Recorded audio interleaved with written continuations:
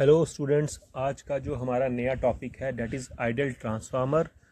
हम इसको डिप्लोमा का जो बोर्ड का एग्ज़ाम होने वाला उस पॉइंट ऑफ व्यू और कंपटीशन के पॉइंट ऑफ व्यू से भी पढ़ेंगे। तो let us start ideal transformer. सबसे पहले तो मैं आपको बता दूं कि आइडियल ट्रांसफार्मर प्रैक्टिकली पॉसिबल नहीं होता है, लेकिन हम इसे पढ़ते हैं ताकि हम कुछ कैलकुलेशंस और कुछ फार्मूले डिराइव कर सकें। तो आइडियल ट्रांसफार्मर है ये कुछ अजम्पशन के ऊपर बेस्ड है, क्योंकि प्रैक्टिकली तो ये होता ही नहीं है। ऐसा आइडियल ट्रांसफार्मर कोई आज तक बना ही नहीं है, ना बन सकता है। लेकिन हम इसको कुछ अजम्पशंस को लेके एक आइडियल ट्रांसफार्मर को मान के चलते हैं। तो वो अजम्पशंस क्या हैं कि ट्रांसफार्मर में कोई लॉस नहीं है। आइडियल ट्रांसफार्मर में कोई लॉस नहीं होता है। अब हमें मालूम है कि ट्रांसफार्मर में वाइंडिंग के रेजिस्टेंस का लॉस होने वाला है और कुछ फ्लक्स जो है वो लीक कर जाती है, जो वाइंडिंग के साथ पूरी तरह से लिंक नहीं करती है, उसको लीकेज फ्लक्स कहते हैं। तो वो फ्लक्स लीकेज भी इसमें नहीं है। So there are two assumptions. One is that there is no ohmic resistance in the winding. दोनों वाइंडिंग में कोई ओहमिक रेजिस्टेंस नहीं है। साथ में there is no flux leakage. अब जो फ्लक्स है वो पूरी की पूरी वाइंडिंग में कन्फाइंड है और कोर से वो ट्रांसफर हो रही है या कोर में वो सर्कुलेट कर रही है। लेकिन कोर में भी एक फैक्टर आता है जिसको कहते हैं परमिएबिलिटी।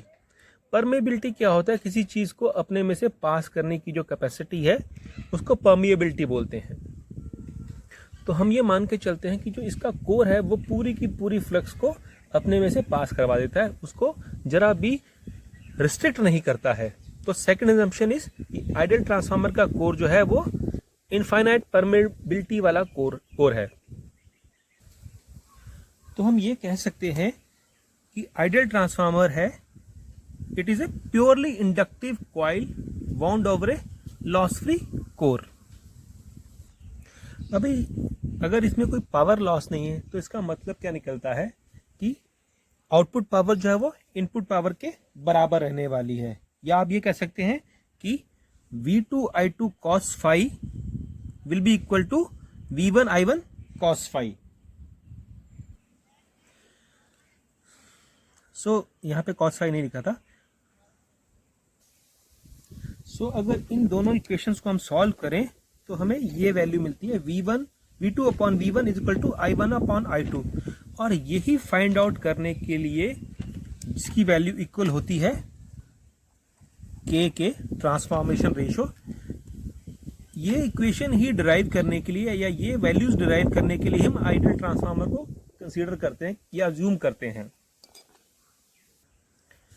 और ये के जो है ये ट्रांसफॉर्मेशन रेशो होती है जिसकी वैल्यू होती है number of turns secondary divide by number of turns primary.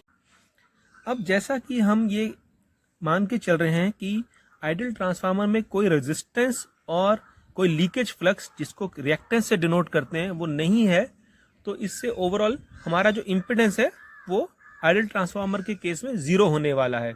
ये 2 नंबर का क्वेश्चन भी बनता है कि आइडियल ट्रांसफार्मर में इम्पिडेंस कितनी होती है या रेजिस्टेंस या रिएक्टेंस कितनी होती है, वो जीरो होती है, क्योंकि हम इन्हीं अजम्पशंस के ऊपर आइडियल ट्रांसफार्मर को मान के चलते हैं।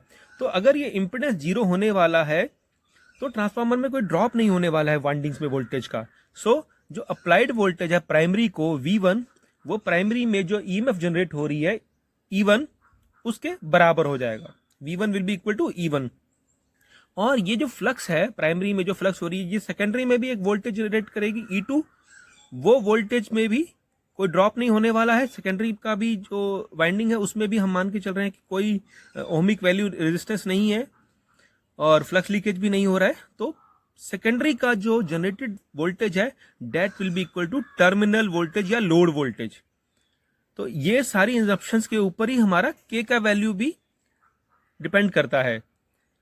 एक्चुअल में जब आप देखते हैं ट्रांसफार्मर को जब ऑन लोड लोडिंग करते हैं तो के अकॉर्डिंगली वोल्टेज में हमें आउटपुट नहीं मिलता है, कुछ डिफरेंस मिलता है। वो इसलिए मिलता है क्योंकि ये जो के की वैल्यू है जो कि मैन्युफैक्चरर ने तो टर्न्स के हिसाब से बना दिया है, लेकिन प्योर के की वैल्यू नहीं मिलेगी क्योंकि कुछ ना कुछ वोल्टेज हमारा ड्रॉप होने वाला है। तो ये सारी अजम्पशंस जो हैं कि K is equal to V2 upon V1, N2 upon N1, I1 upon I2, ये अजम्पशन आइडियल ट्रांसफार्मर के लिए हैं, प्रैक्टिकल में थोड़ा सा वेरिएशन हमें मिलता है। तो ये कंसेप्ट एज ए इंजीनियर हमारा क्लियर होना चाहिए।